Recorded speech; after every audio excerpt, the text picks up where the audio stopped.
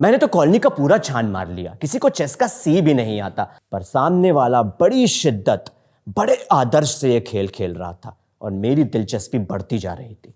आप मानिएगा नहीं, हर सप्ताह अब मैं उस पत्थरबाजी वाली शाम का इंतजार करता था। कौन है आखिर वो? मेरा अब उस गांव में मन लगने लगा था।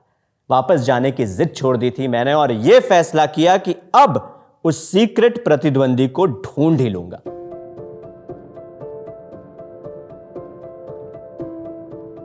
मैं उस कमरे में बिल्कुल अकेला था, बिजली भी नहीं थी। अचानक खिड़की पे जोर जोर से आवाजें आने लगी, मानो कोई बाहर से पत्थर फेंक रहा हो। मेरी हालत खराब। मैंने सूटकेस से अपने काले रंग का मैग्नेटिक चेसबोर्ड निकाला। उस वक्त मेरे पास सबसे मजबूत औजार वही था। आज से 10 साल पहले अपनी पहली नौकरी में ऐसे स्वागत की चेष्टा मैंने तो नहीं की थी। मुझे बंगाल के एक गांव में एक फैक्ट्री बंद करवाने के प्रोजेक्ट पे भेजा गया था। फैक्ट्री का पता तो नहीं, मेरी जिंदगी बंद होने के कगार पे आ चुकी थी। कुछ 2 घंटे बाद जाके बिजली वापस आई। खिड़की पे शोर भी बंद हो गया था। अचानक किसी ने दरवाजा खटखटाया। मैंने घबराते हुए वो मैग्नेटिक चेसबोर्ड अपने सीने से लगाया और हल्के से दरवाजा खोला। सामने कोई 10 से 12 साल का छोटा सा लड़का दिखा। उसने मुझे देखते ही कहा, लगता है नए हो यहां, मेरा नाम राजू, कैंटीन में खाना लग गया है, मेरे पीछे आओ। राजू से पता चला कि इस गांव में एक सप्ताह में एक दिन शाम के 7 से 9 के बीच बिजली जाती है। तभी सारे गांव वाले आके पत्थर फेंक के फैक्ट्री का विरोध करते हैं।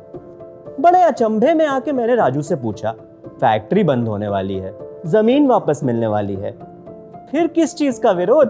भरोसा नहीं है क्या गांव वालों को? राजू ने मुझे घूर के देखा और कहा, क्या दादा, कैसे कर ले इतने आसानी से भरोसा? आपने भी तो नहीं किया है, इसलिए तो ये लोहे का डब्बा अपने सीने से लगाए घूम रहे हो। मैंने तुरंत उस शतरंज के डब्बे को कैंटीन के बाहर एक टेबल के ऊपर रख दिया और उससे शतरंज निकाल के मोहरे सजाने लगा और राजू से कहा, नहीं, मैं तो सोच रहा था शायद यहीं कोई शतरंज खेलने वाला मिल जाए। राजू मुस्कुराया। मैंने भी एक हल्की सी मुस्कान दी। हम दोनों को हकीकत मालूम था, पर क्या करें, एक 10 साल के बच्चे से बिना खेल शुरू हुए कैसे हार जाता? खुद का बुना हुआ रुतबा दूसरे के तराशे हुए हुनर से अक्सर बड़ा होता है। खैर, कैंटीन में मेरी मुलाकात मेरे बॉस मिस्टर चैटर्जी सर से हुई। चैटर्जी सर को देखते ही मैंने कहा, सर मुझे यहां नहीं रहना है, यहां बहुत खतरा है। मैंने सोचा था एक गांव है, इट्स अ परफेक्ट यूटोपिया, लेकिन यहां तो कुछ और ही निकला। चैटर्जी सर अपना काला मोटा चश्मा साफ करते हुए बोले, मिश्रा बाबू, सोच की बात करें तो हम अब भी सोचते हैं कि भारत एक सेकुलर और डेमोक्रेटिक देश है, और यूटोपिया क्या है? एक सोच है, एक ख्याल है।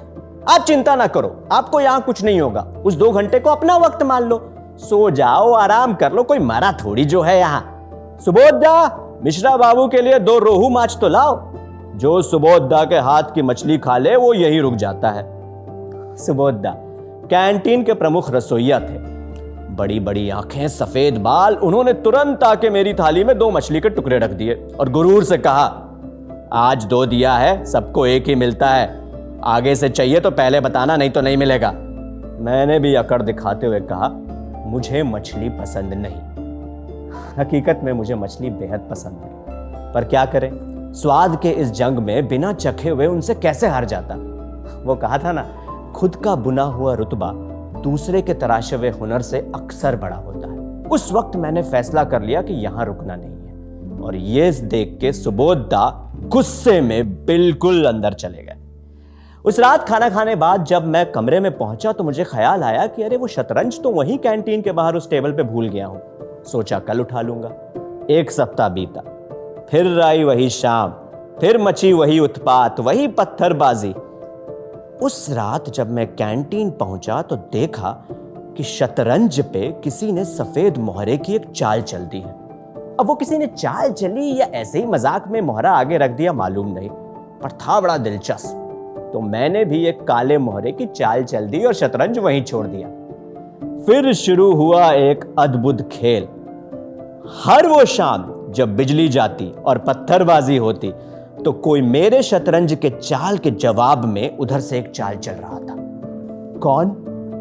मालूम नहीं। मैंने तो कॉलोनी का पूरा छान मार लिया, किसी को चेस का सी भी नहीं आता। सुबोधदा, चैटर्जी सर, राजू, सबसे पूछ लिया, किसी को किसी बात का इल्म नहीं, पर सामने वाला बड़ी शिद्दत, बड़े आदर्श से यह खेल खेल रहा था और मेरी दिलचस्पी बढ़ती जा रही थी। आप मानिएगा नहीं, हर सप्ताह अब मैं उस पत्थरबाजी वाली शाम का इंतजार करता था।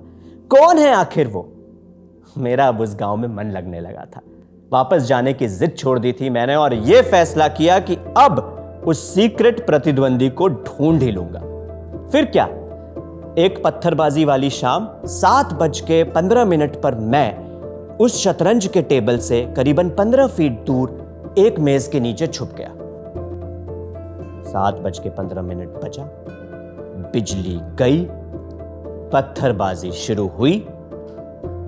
कुछ 5 मिनट बाद मुझे उस शतरंज के टेबल के आसपास 4 से 5 परछाइयां दिखी, पर अंधेरे में कुछ समझ नहीं आ रहा था। अब मैं सनी देओल तो ठहरा नहीं कि उठ के पूछ लूं कौन है वहां, तो भीगी बिल्ली की तरह वहीं मेज के नीचे छुपा रहा।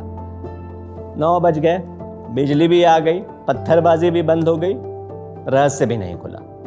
मायूस मैंने देखा कि पूरी शतरंज और उसके मोहरे नीचे जमीन पे बिखरे पड़े हैं। मैं उठने ही वाला था कि तभी एक आवाज आई, अरे कमबख्तों ने फिर से सब कुछ उथल पुथल कर दिया है। ये वापस रखी शतरंज, ये मोहरे कहाँ थे, ये रख दिए वापस मोहरे आखिरी चाल के हिसाब से। मिश्रा बाबू, ये गई आपकी वजीर, ये शय और मात। ये कहते हुए सुबोधा कैंटीन के प्रमुख रसोइया अंदर जाने लगे और उनके आखिरी शब्द कुछ ऐसे थे, मेरे मछली के झाल ने नहीं पर मेरी शतरंज की चाशनी ने आपको यहां रोक ही लिया है। यह सुनते ही उस दिन मुझे ख्याल आया कि यूटोपिया कोई सोच नहीं बल्कि एक हकीकत है।